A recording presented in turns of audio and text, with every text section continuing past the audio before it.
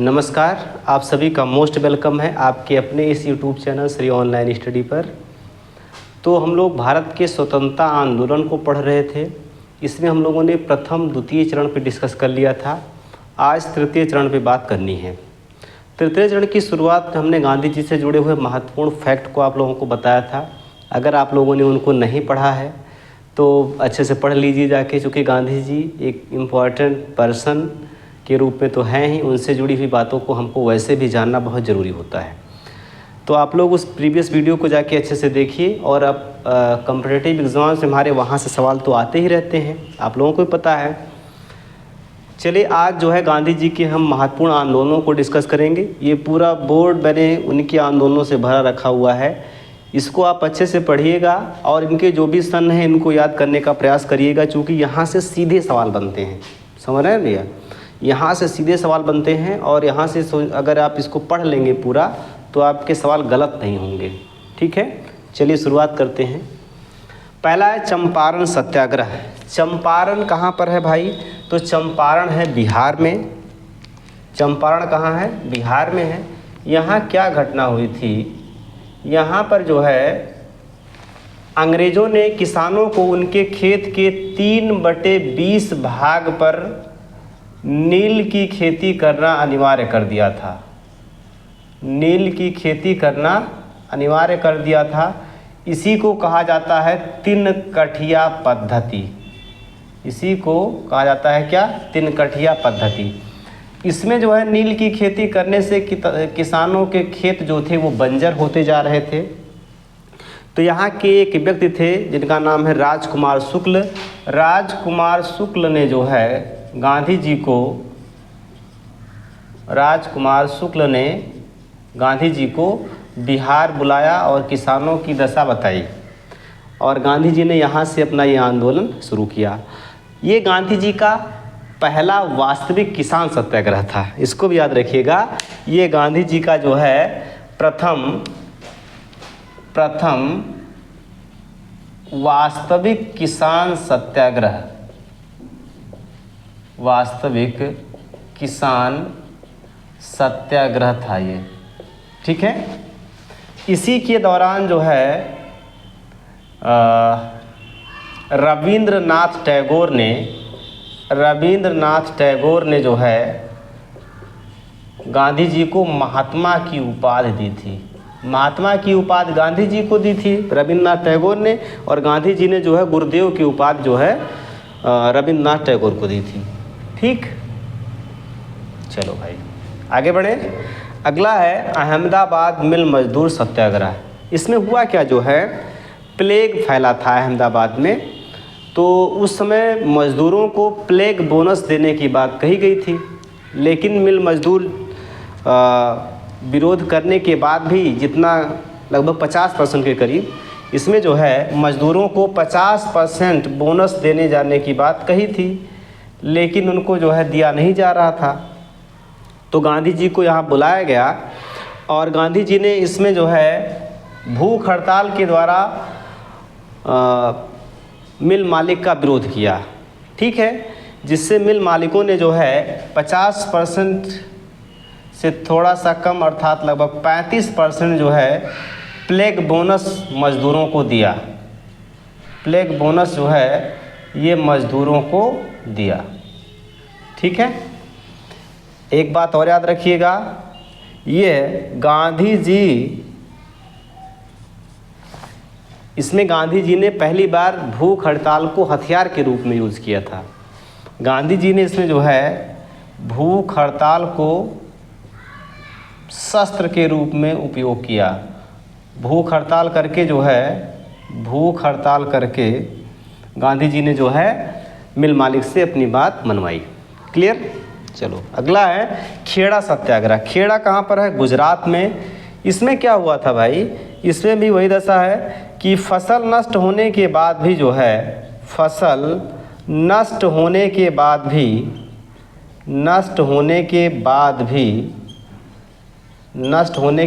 जो है किसानों से लगान वसूला जाता था। किसानों से लगान एक प्रकार का टैक्स है, खेती पर लिया जाता था, लगान वसूला जा रहा था। तो इसका विरोध गांधी जी के द्वारा किया गया कब? 1918 में। ठीक है, तो ये अहमदाबाद मिल मजदूर सत्याग्रह भी 1918 में और ये खेड़ा सत्याग्रह भी 1918 में। बात क्लियर है? आगे चलें। एक बात और याद रखिएगा, ये जो है खेड़ा सत्याग्रह जो है ये गांधी जी का प्रथम पूर्ण किसान सत्याग्रह था।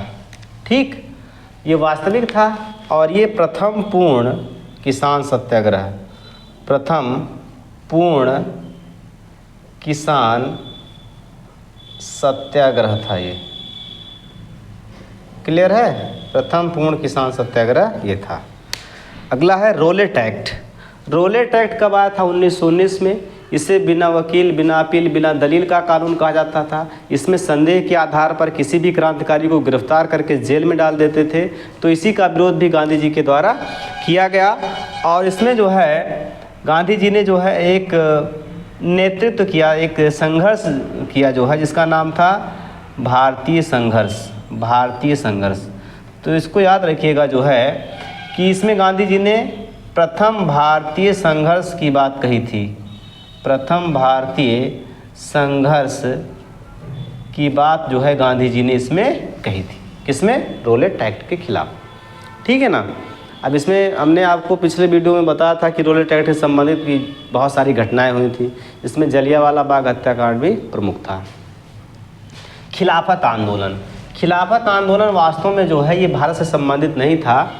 ये जो है तुर्की में खलीफा के अधिकार से संबंधित था।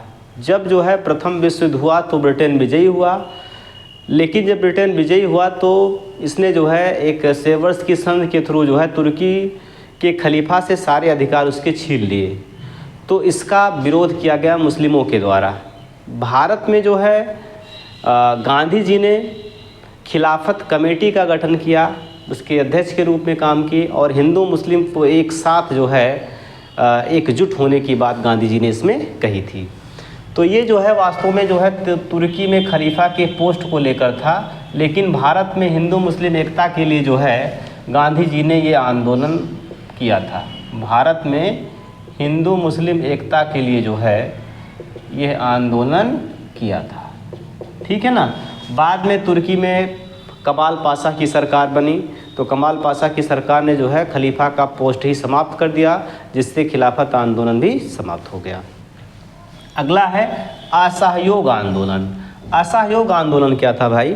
असहयोग आंदोलन ये था कि जैसे जब प्रथम विश्व युद्ध हुआ तो ब्रिटेन की विजय हुई, तो ब्रिटेन ने विश्व युद्ध से पहले ये कहा था कि अगर हम जीत जाएंगे तो भारत को आज़ाद कर देंगे। लेकिन जब ब्रिटेन विजयी हुआ तो वो अपनी बात से मुकर गया। ठीक है ना, वो अपनी बात से मुकर गया और इससे गांधी जी बहुत आहत हुए और उन्होंने जो है कौन सा आंदोलन शुरू किया? असहयोग आंदोलन शुरू किया। ठीक है। असहयोग आंदोलन की शुरुआत 1 अगस्त 1920 को हुई थी। 1 अगस्त 1920 को हुई थी। इसी दिन जैसे शुरुआत हुई उसी दिन ही जो है बाल गंगाधर तिलक की मृत्यु हो गई। बाल गंगाधर तिलक जी की जो है मृत्यु हो गई। ठीक है ना, बाल गंगाधर तिलक जी की मृत्यु हो गई। तो इनके सम्मान में तिलक फंड की स्थापना की गई और उसमें लोगों ने बहुत सारा दान दिया, मतलब आंदोलन के लिए पर्याप्त पैसे की व्यवस्था उसमें हो गई थी। ठीक, लेकिन हुआ क्या जो है गोरखपुर के चौरी चौरा नामक स्थान पर जो है क्रांतिकारियों ने एक थाने को जला दिया। ये थाना क्यों जलाया गया? संदेह के आधार पर जलाया गया कि कहीं ये जलियांवाला बाग हत्याकांड जैसी फिर से घटना ना हो जाए कि पुलिसकर्मियों के द्वारा क्रांतिकारियों पर गोली चलाई जाए। इसी के संदेह में जो है क्रांतिकारियों ने जो है एक थाने को जला दिया, जिसमें जो है 22 पुलिसकर्मी जिंदा जल गए। तो ये चौरी चौरा कहाँ पर है? गोरखपुर में है। गोरखपुर में भाई क्रांतिकारियों ने एक थाने को जला दिया, एक थाने को जला दिया गया, जिससे 22 पुलिसकर्मी जिंदा जल गए। 22 पुलिसकर्मी जिंदा जल गए। इससे आहत होकर गांधी जी ने कहा कि जो है आप लोग हिंसक हो रहे हैं और असहयोग आंदोलन क्या किया? समाप्त कर दिया। ठीक है। तो इससे जो अन्य क्रांतिकारी थे जैसे चित्तरंजन दास, मोतीलाल नेहरू, इन्होंने ये कहा कि अब गांधी जी से कुछ होने वाला नहीं है, और मोतीलाल नेहरू और चित्तरंजन दास ने एक अलग जो है पार्टी बनाई, स्वराज पार्टी के नाम से 1923 में इलाहाबाद में। ठीक है, चलो आगे बढ़ते हैं। सविनय अवज्ञा आंदोलन। सविनय अवज्ञा आंदोलन क्या है भाई? सविनय अवज्ञा आंदोलन भी एक महत्वपूर्ण आंदोलन है, 1930-31 में शुरू किया गया था। इसमें जो महत्वपूर्ण घटना हुई, इसमें अंग्रेज़ों ने जो है नमक पर टैक्स लगा दिया। ठीक है ना, नमक पर टैक्स लगा दिया, और इसके खिलाफ जो है गांधी जी ने जो है 12 मार्च 1930 को 12 मार्च 1930 को जो है दांडी मार्च शुरू किया। दांडी मार्च क्या है? दांडी मार्च का मतलब साबरमती से, अहमदाबाद के साबरमती से जो है गुजरात के नवसारी ज़िले में दांडी एक स्थान है, दांडी तक जो है गांधी जी ने पैदल यात्रा की, और वहाँ पर 6 अप्रैल 1930 को जो है पहुँचने के बाद गांधी जी ने जो है नमक को हाथ में लेकर नमक कानून तोड़ा। ठीक है ना, उस पर जो टैक्स लगा था अंग्रेज़ों ने कहा कि ठीक है अब टैक्स नहीं लगेगा, यही बात इसमें कही गई। तो इसमें दांडी मार्च की घटना है, इसको याद रखिएगा। गोलमेज सम्मेलन। गोलमेज सम्मेलन 3 हुए हैं, 1930, 31 और 1932 में। इसमें क्या हुआ था कि जैसे भारत में संवैधानिकता की अस्थिरता की कंडीशन चल रही थी कि यहाँ पर कोई संविधान है नहीं, किसके आधार पर लोग शासन करेंगे अगर भारत को आज़ाद भी कर दिया जाए।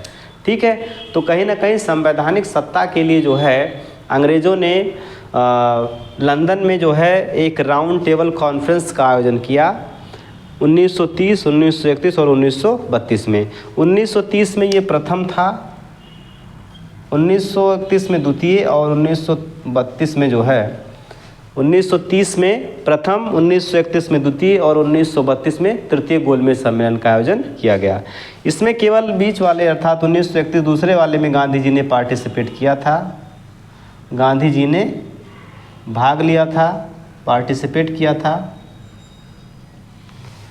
बाकी doctor BR Ambedkar, doctor Bhimrao Ambedkar ji जो है, भीमराव अम्बेडकर जी जो है, भीमराव अम्बेडकर जी ये जो है तीनों गोलमेज सम्मेलनों में भाग लिए थे, तीनों में भाग लिए थे डॉक्टर अम्बेडकर।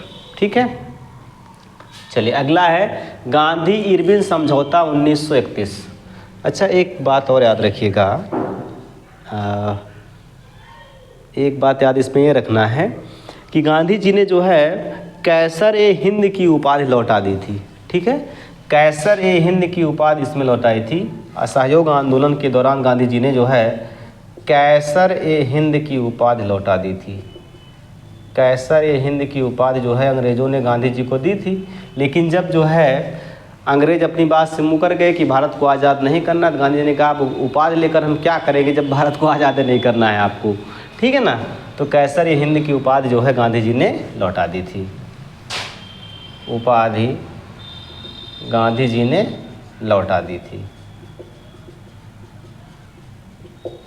ठीक, चलो आगे बढ़ते हैं। गांधी इरविन समझौता। गांधी इरविन समझौता कब हुआ? 1931 में हुआ। ठीक है ना, 1931 में गांधी इरविन समझौता हुआ।